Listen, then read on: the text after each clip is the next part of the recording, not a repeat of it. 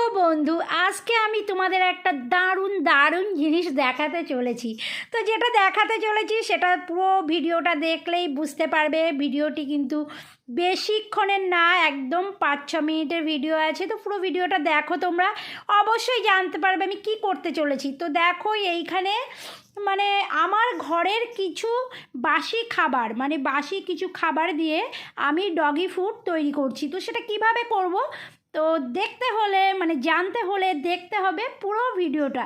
তো দেখো, এখানে প্রথমেই আমি তোমাদেরকে দেখাচ্ছি আমার ফ্রিজে, মানে প্রত্যেক দিন আমার বর আমার জন্য রুটি নিয়ে আসে আর বরের জন্য। তো আমরা রুটি না খেয়ে অন্য খাবারই খেয়ে নিই, আর রোজ বলি রুটি খাবো রুটি খাবো, কিন্তু আলটিমেটলি আমরা রুটি আর খাই না। তো সেই রুটিগুলো জমিয়ে, তো এই এতটা দেখাচ্ছি, আরও ছিল সেটা আমি ভুলে গেছিলাম, পরে দেখি আরও অনেকটা রুটি বেরিয়েছে। তো চলো আমি ভিডিওটা শুরু করে দিই, অলরেডি শুরু করে দিয়েছি।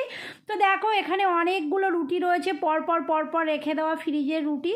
তো সেই রুটিগুলো আমি ভালো করে জল দিয়ে ভিজিয়ে রেখেছি। তো ওটাকে আর দেখানো হয়নি, আমি বুঝতে পারিনি প্রথমে যে ব্লগটা আমি করব। তো ওই রুটিগুলো আমি পুরো ভিজানোটা আর দেখানো হয়নি, শুকিয়ে গেছিলো।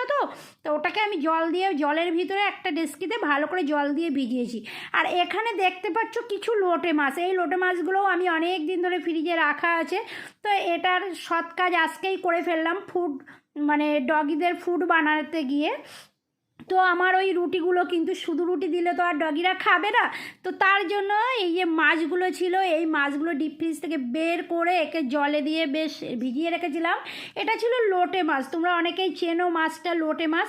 তো এই হচ্ছে সেই লোটে মাছ। তো কিছুটা নুন দিয়ে দিচ্ছি আগে আমি মাছের ভিতরে। হ্যাঁ, তো এই কড়াইতে আমি হলুদ দেবো না, তেলও দেবো না, মানে সামান্য অল্প একটু আমার মাছ ভাজা তেল ছিল, অল্প, তোমরা দেখে নিয়েছো। তো সেই তেলের ভিতরে আমি পুরো মাছটা দিয়ে দিয়েছি আর নুন দিয়েছি, যে নুনটা পুরো রুটিতে আর মানে মাছে মিলে পুরো অ্যাডজাস্ট হয়ে যাবে। তো এইবার দিয়ে মাছটা দেখো একদম সিদ্ধ হয়ে গেছে, আর মাছ থেকে খানিকটা জলও বেরিয়েছে। তো তোমরা দেখো এবার আমি কি করছি।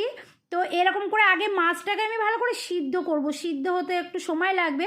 আর লোটে মাছ এমনিও বেশি সময় লাগে না, তো কিছুক্ষণ তাও সময় লাগবে। তো মাছটা দেখো বেশ সিদ্ধ হয়ে এসছে আর কি, তো সিদ্ধ হয়ে এসছে। তো দেখো আমি এবার কি করি, পরের স্টেপে আমি চলে যাব। তো মাছটা সিদ্ধ হয়ে আসার পরই আমি এবার কি করছি তোমরা দেখো, আমি কিছু 1 বাটি ভাত দিয়ে দিলাম, কিছু রাইস দিয়ে দিয়েছি। রাইসটা আমি কম দিলাম কেননা আরও রাইস ছিল, রাইসটা আমি দিলাম না। এটাও কিন্তু বাসি রাইস ছিল, মানে বাসি জিনিস দিয়ে আমি কিভাবে ডগি ফুড বানাচ্ছি সেটাই তোমাদের সঙ্গে শেয়ার করছি। তো কিছু ভাত দিয়ে দিয়েছি, ভাতটাও এর ভিতরে ঝোলটাও টেনে নিল, ভাতটাও নুন হয়ে গেল, মানে একটু ভাতেও স্বাদ চলে আসলো। না হলে মুখে যদি স্বাদ না হয় ওরা খাবে কেন, যেহেতু অতগুলো বাসি রুটি ছিল। তো এইবার আমি এটা মিশিয়েছি, মেশানোর পরে আমি ওইটা আর দেখানো সম্ভব হয়নি। আমি কি করেছি, ওই রুটিটার ভিতরে এই কড়াইটা, ওটা তো ক্যামেরা ধরার কেউ ছিল না আমার, তো আমি ওটা করতে পারিনি। তো এই কড়াইয়ের মাছটা পুরো এর ভিতরে ঢেলে ভালো করে মাখিয়ে নিয়েছি। এইবার দেখো ডগিগুলো কীভাবে এগুলোকে চেটে পুটে একদম খেয়ে নেয়। তো চলো দেখতে থাকো ব্লগ। আজকের ব্লগ কিন্তু মিনি ব্লগ আমার এইটুকুই। তোমাদের যদি দেখে ভালো লাগে তাহলে তোমরা একটা লাইক কমেন্ট সাবস্ক্রাইব করতেই পারো, হ্যাঁ। আর তোমরাও পারলে বাসি খাবার না ফেলে দিয়ে এইভাবে ডগি ফুড বানিয়ে ওদেরকে দিতে পারো, ওরা কিন্তু খুব সুন্দর খেয়ে নেবে। আমি প্রথম বুঝতে পারছিলাম না, কিন্তু মাছের গন্ধতে অবশ্যই খাবে, এটা কোনো ব্যাপার না। ওরা একেবারে চেটে পুটে একদম পেট ভরে খেয়ে নিচ্ছি। তো চলো টাটা, মিনি ব্লগ এইটুকুই, আর দেখতে থাকো কিন্তু ব্লগ।